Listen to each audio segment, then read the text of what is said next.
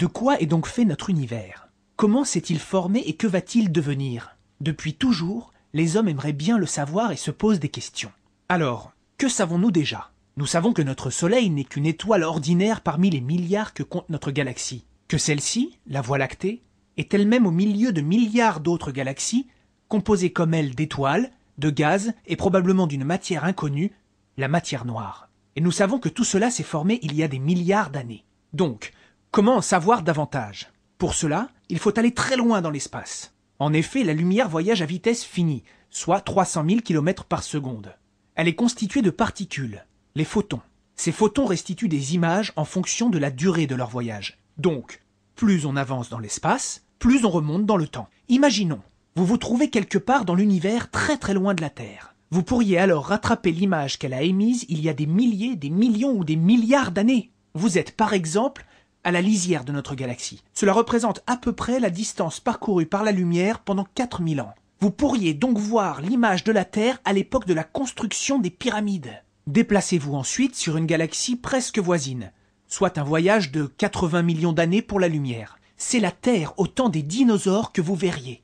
Partez le plus loin possible, à 13,7 milliards d'années. À la place de la Terre, vous voyez un rayonnement lumineux qui baigne le cosmos. Avant, l'univers était opaque et dense. La lumière était prisonnière de la matière. Puis il est devenu transparent et la lumière étant libérée de la matière, une image s'est formée. Et cela fait 13,7 milliards d'années que ce rayonnement baigne le cosmos à toutes les époques et dans toutes les directions. Ce qu'il en reste aujourd'hui, nous l'appelons le rayonnement fossile.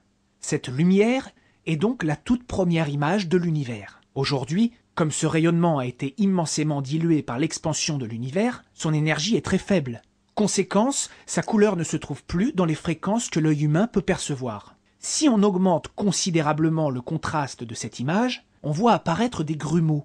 Et c'est justement leur étude très détaillée qui permettra de comprendre l'origine, l'histoire et le devenir de notre univers. Mais comment faire pour réaliser cette étude? Pendant 20 ans, les scientifiques d'une vingtaine de pays ont travaillé ensemble pour chercher un moyen d'étudier ce rayonnement fossile.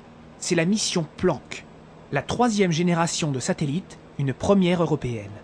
Pour mener à bien cette mission, il fallait définir une méthode de mesure, concevoir des instruments, les construire et les exploiter, faire appel à des techniques innovantes et à de nombreux corps de métier, et enfin analyser et interpréter les données recueillies. C'est ainsi qu'est né le satellite Planck. Pour percer les mystères du rayonnement fossile, le satellite Planck est équipé de détecteurs d'une sensibilité extrême.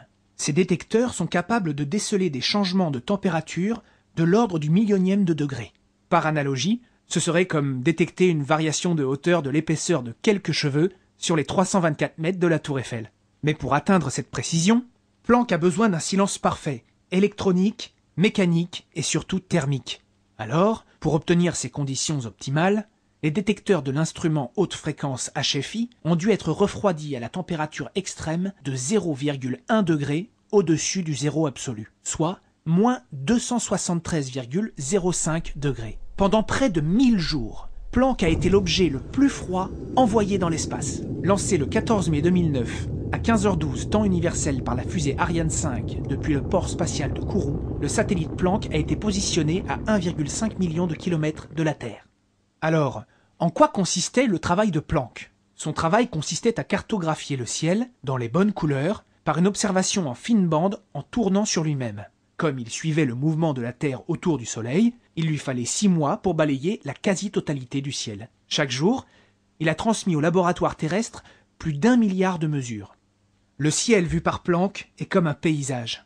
Il faut enlever ce qui est juste devant nous, notre galaxie, et ce qui est plus loin, les autres galaxies. Alors, il reste la première lumière de l'univers. De cette image, les chercheurs extraient des paramètres pour reconstituer toute l'histoire de notre univers, comme dans cette simulation. Ils essaient ainsi de répondre à des questions telles que « De quelle sorte de matière et d'énergie l'univers est-il fait ? Quand et comment se sont formées les premières étoiles et galaxies ? Quels sont l'âge et la forme de l'univers ? Quel sera son futur ? Expansion infinie, implosion ou autre chose ? Ainsi, nous connaîtrons peut-être un jour la véritable histoire de notre univers.